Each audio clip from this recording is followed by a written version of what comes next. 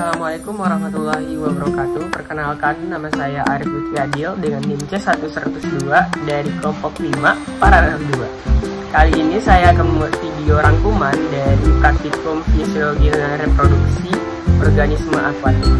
Video ini merupakan salah satu tugas akhir dari praktikum fisiologi dan reproduksi organisme akuatik sesi UTS.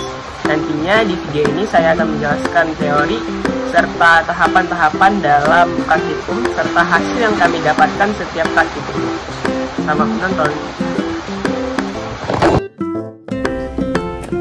Pada praktikum pertama diawali dengan perkenalan dari kakak-kakak asisten dan penjelasan tentang tata tertib ataupun kontrak dari praktikum fisiologi dan reproduksi organisme akuatik, serta ketentuan dari penugasan ataupun ketentuan lainnya seperti ketentuan dalam pengumpulan tugas, ketentuan format tugas, ataupun ketentuan dalam keterlambatan selama praktikum berlangsung, serta tata tertib apa saja yang harus dipatuhi setiap praktikan selama praktikum fisiologi dan reproduksi organisme akuatik maupun itu sesi UTS ataupun sesi UAS.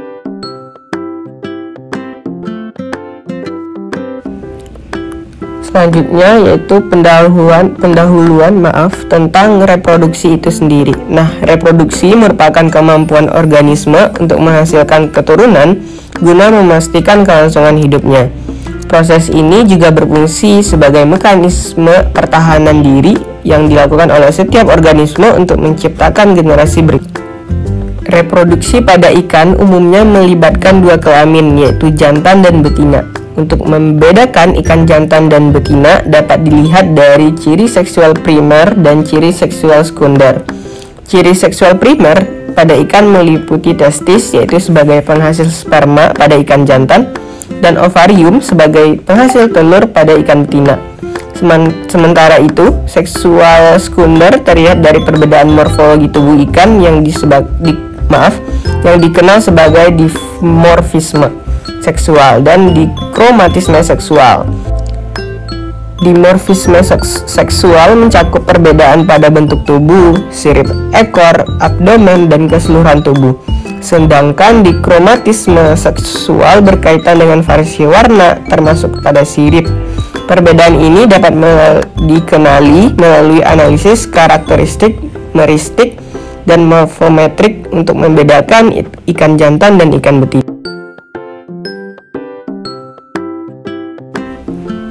Setelah melakukan praktikum ini, mahasiswa diharapkan mampu melakukan studi pustaka melalui literasi digital terkait ciri seksual sekunder primer pada organisme akuatik. Yang kedua, mahasiswa dapat melakukan studi pustaka melalui literasi digital terkait anatomi organ reproduksi pada organisme akuatik. Tahapan pada praktikum ini yang pertama adalah mahasiswa melakukan studi pustaka melalui literasi digital mengenai ciri seksual sekunder dan primer serta anatomi reproduksi pada kelompok teleos, krustasea, kerang, moluska, serta echinodermata, yaitu berupa ikan mas, ikan nila, ikan patin, lele, baung, udang galah, udang panait, kijing Taiwan, kerang mutiara, abalon, sifut tanduk, serta teripang. Yang kedua, menempatkan gambar hasil telusurannya ke dalam tabel sesuai format yang diberikan. Yang ketiga, menuliskan sumber daftar pustaka pada halaman daftar pustaka. Hasil yang kami dapatkan yaitu pada ikan gapi.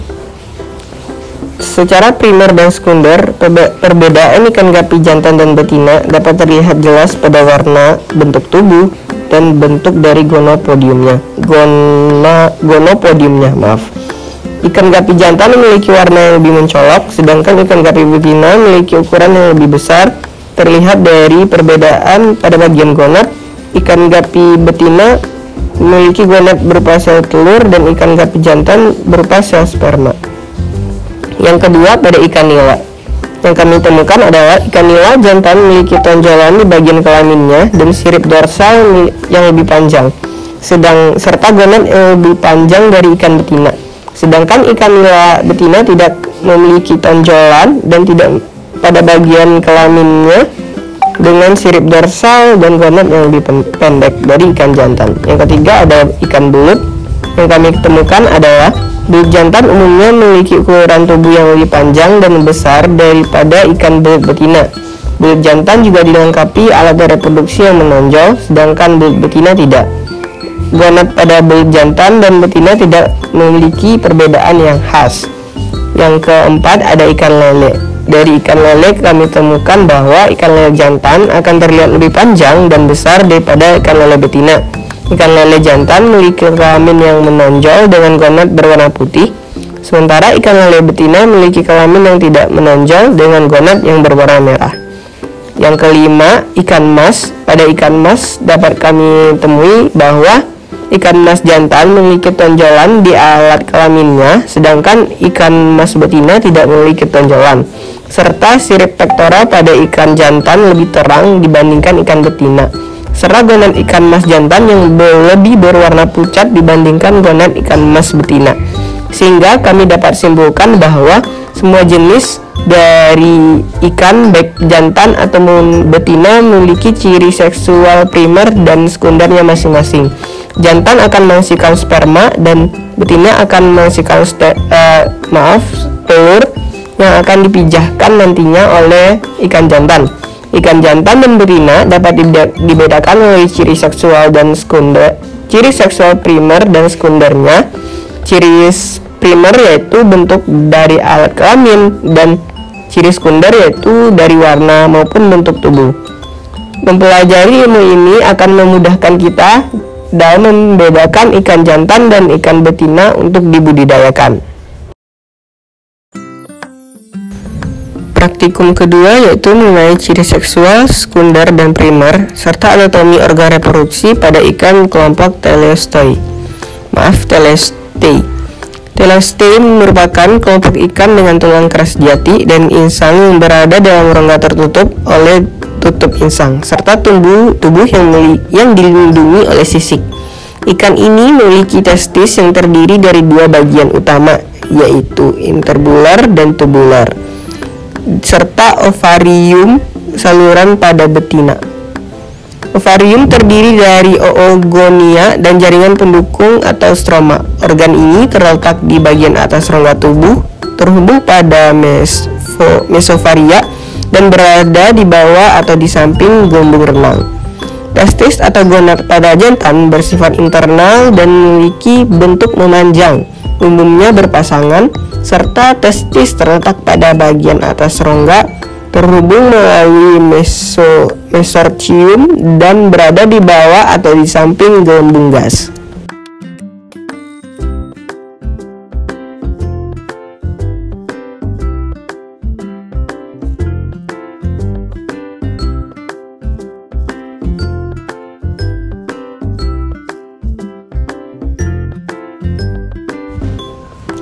Praktikum ini diawali dengan menimbang ikan untuk mendapatkan berat awal ikan, serta mendokumentasikan posisi tampak luar setiap ikan dengan kepala menghadap ke kiri.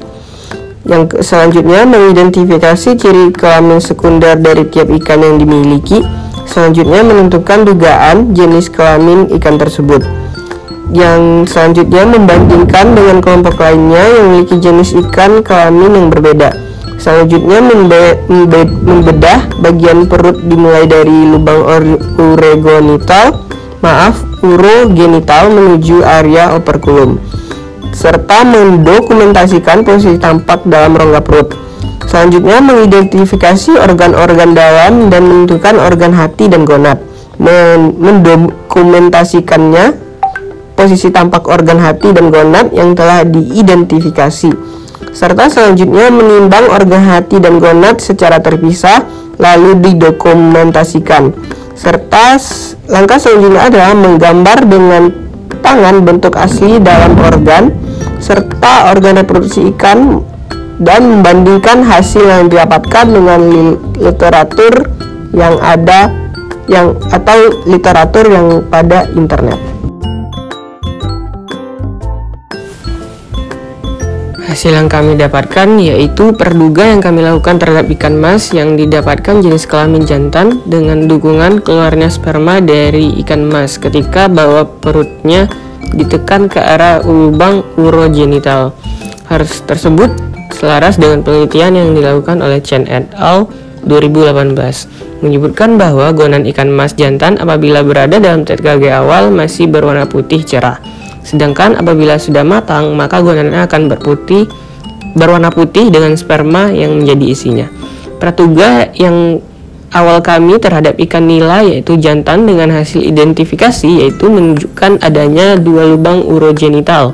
Gonad yang terdapat pada ikan nila setelah dibedah ternyata menunjukkan bahwasanya gonad tersebut berupa sel telur yang menunjukkan ikan tersebut merupakan ikan nila betina, dan ciri sekunder pada ikan betina berbentuk lebih besar dibandingkan ikan jantan.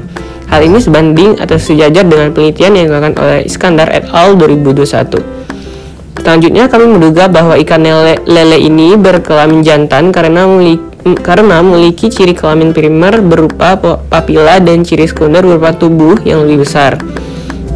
Ketika dibedah, ikan tersebut memiliki gonad putih berukuran kecil. Hal ini sesuai dengan pustaka dari Kusuma et al. 2019 dan Mantai-Borbir et al. 2022. Sementara ikan lele betina tidak memiliki papila dan gonad berwarna kuning.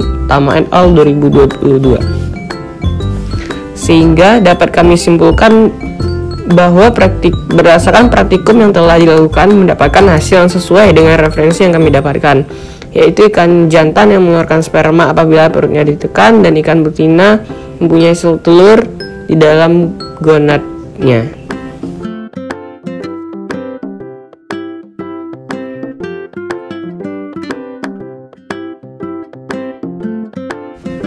Selanjutnya adalah pertemuan yang ketiga atau praktikum yang ketiga mengenai ciri seksual sekunder dan primer anatomi organ reproduksi avertebrata. Invertebrata atau avertebrata adalah kelompok hewan yang tidak memiliki tulang belakang. Dibandingkan dengan vertebrata, struktur morfologi dan anatomi hewan invertebrata lebih sederhana, termasuk dalam sistem pencernaan, pernafasan, dan peredaran darah dari vertebrata itu sendiri. Ukuran tubuhnya cenderung lebih kecil dengan sistem saraf yang terletak pada bagian ventral perut tepat di bawah saluran pencernaan. Kerang hijau dan betina dapat dibedakan dengan mengamati warna gonad serta struktur reproduksinya. Kerang hijau jantan biasanya memiliki gonad berwarna putih krem atau kekuningan, sedangkan betina memiliki gonad berwarna oranye kemerahan. Perbedaan warna ini menjadi jelas saat kerang mencapai kematangan seksual.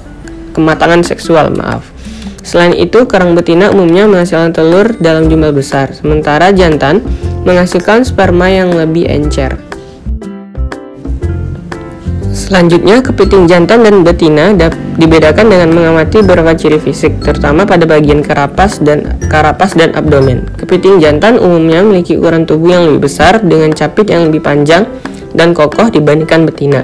Salah satu perbedaan paling mencolok terletak pada bagian abdomen atau bagian bawah tubuhnya. Kepiting jantan memiliki abdomen yang lebih sempit dan berbentuk segitiga, sedangkan kepiting betina memiliki abdomen yang lebih besar, lebih lebar, dan membulat, yang berfungsi untuk menampung telur. Selain itu, pada beberapa spesies kepiting, seperti kepiting bakau, betina cenderung memiliki warna tubuh yang lebih cerah dibandingkan dengan warna tubuh pada kepiting jantan. Cumi-cumi jantan dan betina dapat dibedakan dengan mengamati beberapa ciri morfologinya. Cumi-cumi jantan umumnya memiliki tubuh yang lebih ramping dan panjang dibandingkan cumi-cumi betina.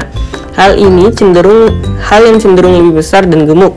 Salah satu perbedaan paling mencolok terdapat pada lengan Hectocotylus, yaitu lengan khusus pada cumi-cumi jantan yang berfungsi untuk menyalurkan spermatofor saat reproduksi. Lengan ini biasanya lebih pendek dan memiliki struktur berbeda dibandingkan dengan lengan lainnya. Setelah melakukan identifikasi dan dibedah, Kami menduga pada awalnya sampel cumi-cumi yang didapatkan berkelamin jantan karena terlihat pada sirip tentakel yang lebih panjang yang berfungsi untuk menyalurkan sperma dan juga bentuk sirip yang lebar berbentuk segitiga. Praduga kami benar. Hal ini didukung setelah melakukan pembedahan. Terlihat gonad cumi-cumi jantan yang berada pada ujung siripnya. Kepiting bakau yang kami praduga juga benar. Kepiting jantan memiliki capit yang lebih besar dibandingkan dengan betina. Kemudian kepiting jantan memiliki abdomen yang lancip, sedangkan betina memiliki abdomen berbentuk bulat dan berisi telur yang berwarna oranye. Berbeda dengan kerang hijau, sulit membedakan kerang hijau dari tampak luarnya saja. Kerang hijau harus dibuka terlebih dahulu dan setelah itu akan terlihat. Kerang hijau jantan terlihat memiliki gonad berwarna putih krem, sedangkan betina memiliki gonad yang berwarna oranye.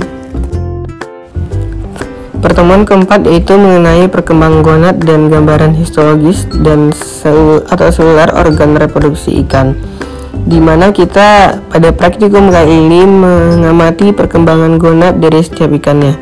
Yang pertama di pos ketiga yaitu kita mengamati gonad pada ikan lele dan ikan nila.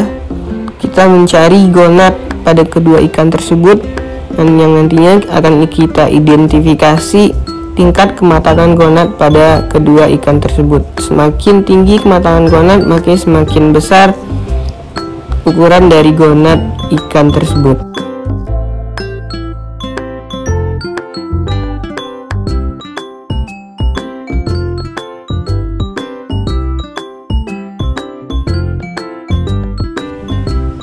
Pada pos yang kedua, kita melakukan hal yang sama yang dilakukan pada pos yang sebelumnya, yaitu mengidentifikasi keberadaan gonad pada ikan nila serta mengidentifikasi tingkat kematangan gonad pada ikan tersebut.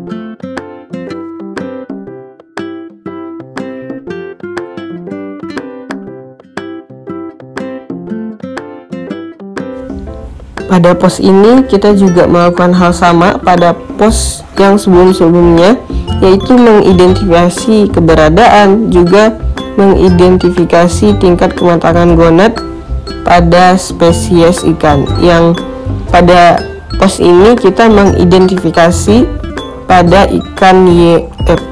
pada udang yellow cherry. Pada pos yang terakhir kita juga mengidentifikasi keberadaan gonad serta yang membedakan dengan pos-pos sebelumnya. Pada pos ini kita belajar untuk melakukan kateter pada ikan lele betina untuk mengeluarkan sel telur pada gonad yang ada di ikan betina. Setelah mengidentifikasi, kami mendapatkan hasil, yaitu pada awalnya kami menduga bahwa ikan lele yang kami amati adalah ikan lele betina dengan tingkat kematangan gonad tingkat 4. Jika dibandingkan dengan Junior dari Tama et al. 2022, terdapat kesamaan bentuk gonad dengan tingkat kematangan gonad 4. Sedangkan untuk lele jantan yang kami amati memiliki tingkat kematangan gonad tingkat 1 dengan bentuk tipis, berwarna bening, berisi darah, dan tingkat kematangan gonad 4 berukuran besar dan berisi.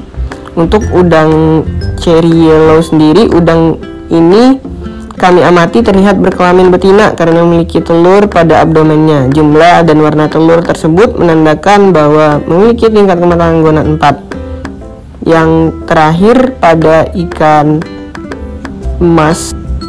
Pada ikan emas, gonad jantan ikan emas juga terlihat sama seperti ikan lainnya pada tingkat kematangan gonad 1.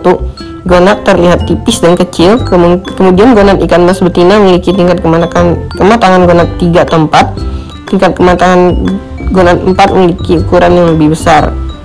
Hal yang kami bisa simpulkan yaitu praktikum ini adalah setiap tingkat kematangan gonad pada ikan maupun udang baik jantan atau betina memiliki ciri-ciri yang berbeda, mulai dari bentuk, warna. Semakin tinggi tingkat kematangan gonad, maka semakin tua usia dan semakin siap untuk memijah dan menghasilkan keturunan.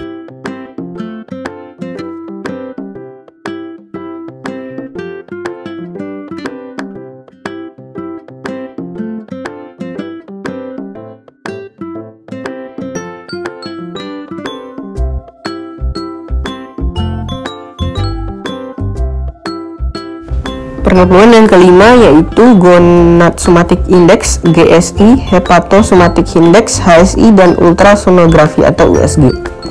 Kematangan gonad adalah tahapan tertentu pada ikan sebelum dan sudah memijah. Perkembangan gonad ikan dapat diamati secara makroskopis, yaitu dengan mengamati rongga perut ikan, sedangkan untuk pengamatan mikroskopis yaitu dengan histologi gonad. HSI atau Hepatosomatic Index merupakan suatu metode yang digunakan atau dilakukan untuk mengetahui perubahan yang terjadi dalam hati secara kuantitatif. Hati merupakan tempat terjadinya proses vitelogenesis. HSI atau lebih jelasnya Gonadosomatic Index yaitu suatu nilai dalam persentase sebagai hasil dari perbandingan antara bobot gonad dengan bobot tubuh ikan yang dikalikan dengan 100. Seiring perkembangan gonad akan semakin besar dan matang hingga fase pemijahan.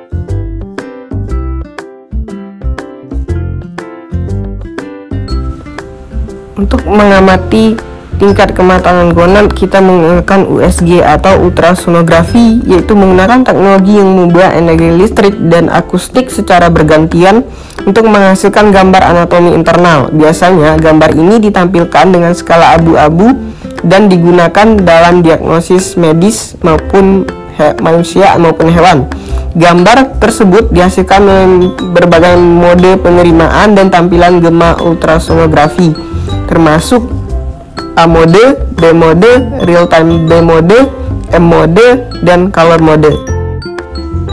Setelah dilakukan USG, lalu ikan atau lele dibedah untuk diambil gonad dan hatinya, lalu ditimbang untuk menentukan nilai HSI dan GSI dari dari lele tersebut. Selain pada ikan lele, juga dilakukan identifikasi dan USG pada ikan nila, sehingga hasil yang didapatkan nilai GSI pada ikan nila yaitu 4,5%, sedangkan ikan lele yaitu 0,04%. Sedangkan nilai HSI pada ikan nila yaitu 0,2% dan ikan lele yaitu 0,1%. Pertemuan keenam yaitu sebaran diameter telur dan fekunditas. Fekunditas sendiri merupakan jumlah telur yang dimiliki oleh ikan betina sebelum dilepaskan saat proses pemijahan. Fekunditas memiliki keterkaitan dengan faktor seperti usia, panjang tubuh, berat tubuh, serta spesies ikan. Penentuan fekunditas dilakukan dengan mengambil ovari ikan betina yang matang gonad pada TKG 3, 4, dan 5. Fekunditas diasumsikan sebagai jumlah telur yang terdapat dalam ovari pada ikan yang telah mencapai TKG 3, 4, dan 5. Terdapat beberapa metode yang dapat digunakan dalam menghitung jumlah telur, yaitu metode jumlah, metode volumetrik, metode gravimetrik, dan metode von Baer. Pada umumnya, fekunditas total dihitung dengan menggunakan metode subcontoh bobot gonad atau disebut dengan metode gravimetrik. Menurut Haryanti 2013, proses pengambilan telur dilakukan dengan mengangkat seluruh gonad dari perut ikan betina, kemudian menimbangnya. Setelah itu, sebagian gonad dipisahkan dan ditimbang menggunakan timbangan elektrik. Lalu butiran telur dihitung. Gonad yang diawetkan menggunakan larutan Gilson yang berfungsi melarutkan dinding gonad sehingga butiran telur terpisah. Larutan ini juga melarutkan jaringan pembungkus telur sehingga mempermudah proses perhitungan jumlah butir telur atau fekunditas. Penentuan fekunditas ikan dengan metode gravimetrik dihitung dengan rumus sebagai berikut, yaitu F sama dengan G besar bagi G kecil dikali N, di mana F sebagai fekunditas, G besar sebagai berat gonad total, G kecil sebagai berat gonad contoh, dan N sebagai jumlah.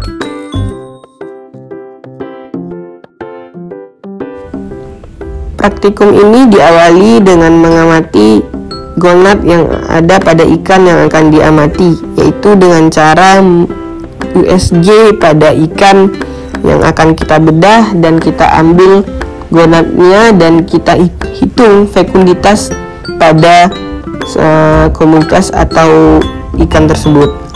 Kemudian sebelum dibedah, ikan lele pada praktikum ke-6 ini sebelumnya juga dikateter untuk mengambil telur dari si ikan tersebut.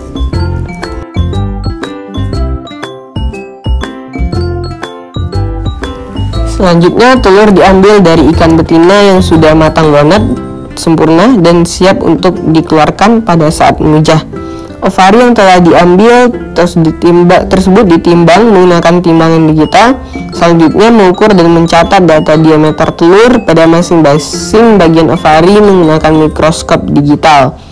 Terus, hitung jumlah telur pada bagian anterior, tengah, dan posterior. Menghitung nilai sebaran setiap ovari dengan menggunakan metode volumetrik atau gravimetri, dan membuat sebaran diameter telur pada grafik histogram, dan selanjutnya dikumpulkan pada sistem LMS. Selanjutnya pada praktikum ke-7 yaitu mengukur sebaran frekuensi dari telur ikan yang sudah diamati. Sebaran frekuensi diameter didapat dengan menemukan selang kelas, nilai tengah, dan frekuensi diameter pada tiap kelompok. Jika nilai selang kelas, nilai tengah, dan frekuensi diameter didapat, kemudian data plotkan pada grafik pada histogram untuk melihat distribusi sebaran diameter telur. Untuk menemukan kelas interval pada tabel distribusi frekuensi, langkah-langkah yang harus dilakukan adalah menemukan nilai jangkauan, banyak kelas, dan interval. Nilai jangkauan sendiri didapatkan dengan hasil datum besar dikurang dengan datum kecil. Selanjutnya, banyak kelas atau interval digunakan rumus yaitu K sama dengan 1 plus 3,3 log N, di mana N adalah banyak data.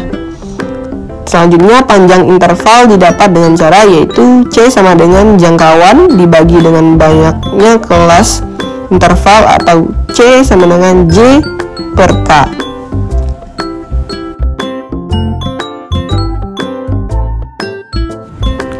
Hasil yang didapatkan setelah menghitung sebaran diameter telur ikan yaitu histogram menggambarkan persebaran dari diameter telur yang sudah diamati. Histogram di atas menunjukkan frekuensi diameter telur paling banyak yaitu telur dengan diameter 1,16 sampai dengan 1,30 dengan frekuensi telur 105 dari total keseluruhan telur yang diamati dan diukur, dan telur yang berdiameter 1,2 sampai 1,116 berjumlah 101 telur. Telur dengan diameter atau diameter paling sedikit dijumpai yaitu dengan rentang diameter 1,72 sampai dengan 1,86. Selanjutnya, fekunditas induk ikan. Fekunditas merupakan istilah yang digunakan untuk menggambarkan frekuensi telur matang yang dihasilkan oleh induk ikan. Fekunditas dari ikan yang telah diamati yaitu 64.861 telur dengan bobot gonad total yaitu 17,2 gram dan bobot gonad contoh 1 gram dan telur contoh 3.771 butir telur, sehingga dapat ditarik kesimpulan adalah salah satu indikasi dari tipe pengijahan dari ikan adalah sebuah sebaran diameter telur suatu ikan tersebut, sehingga ikan yang sebaran telurnya beragam menandakan ikan tersebut ke dalam ikan yang mengijah sepanjang tahun atau total spawning, sedangkan sebaran diameter telur yang tidak beragam pada seekor ikan menandakan tipe pengijahan ikan tersebut adalah partial spawning atau ikan yang mengijah bertahap atau pendek. Hal ini dapat disimpulkan bahwa ikan yang telah diidentifikasi sebelumnya memiliki sebaran diameter yang beragam sehingga dikategorikan pada ikan dengan tipe pengijahan sepanjang tahun atau total. Berikut merupakan beberapa literatur yang digunakan dalam praktikum kali ini. Sebelumnya, terima kasih sudah menerangkan dan memperhatikan. Saya Arif Lutfi Adil, ucapkan terima kasih. Wassalamualaikum warahmatullahi wabarakatuh.